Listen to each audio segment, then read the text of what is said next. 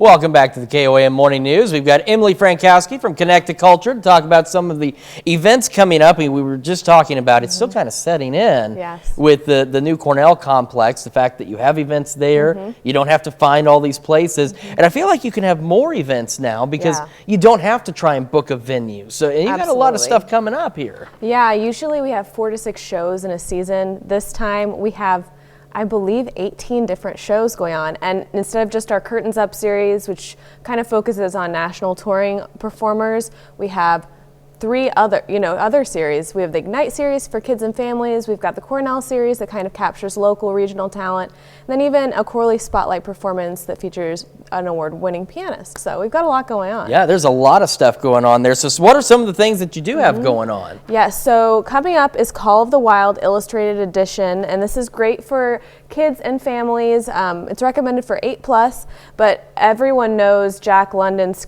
tale, Call of the Wild. It's a classic literature piece. This performance is a live rendition with one performer who plays all of the characters in the book. Oh, wow. And so he has a 180-degree kind of projection behind him, where artwork is on the screen. It helps, has illustrations from the book, other illustrations that they've come up with, and he literally plays every single character. So if you don't know, it is the story of Buck, who is a dog who is actually kidnapped from his lavish lifestyle on a California estate, and he's taken to the Klondike Gold Rush to be a sled dog. And so he becomes one of the most famous dogs in history. And so it's a really fun show. It is January 21st. It's an afternoon 2 p.m. show, which is a great, go explore downtown, go to lunch, come to the show. We can't wait for it because it's going to be so exciting. Yeah, I mean, and having a one-man performance, I mean, that's just going to be absolutely incredible to see. But of course, that's not the only thing you've got going on. I mean, this list is quite long. You've just highlighted a few of them. What are some of the other highlights you have coming up? Another one is from our Ignite series as well for students and families. It is Mad River Theater Works presents Freedom Flight, and this is on January 28th. It will be in the Beachshore Performance Hall at Cornell Complex. And it is another kind of historical depiction of the Underground Railroad, and it tells a story of a slave who is traveling from Kentucky to Ohio, and he was taken in by some abolitionists, and the marshals were after him, but the town of Mechanicsburg, Ohio kind of rallied behind him and supported him and said, hey, no. He's made it here, he's not going with you.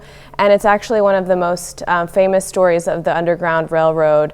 And so it is a really, it mixes theater as well as music, and it has not just one, it has a few other characters in it as well.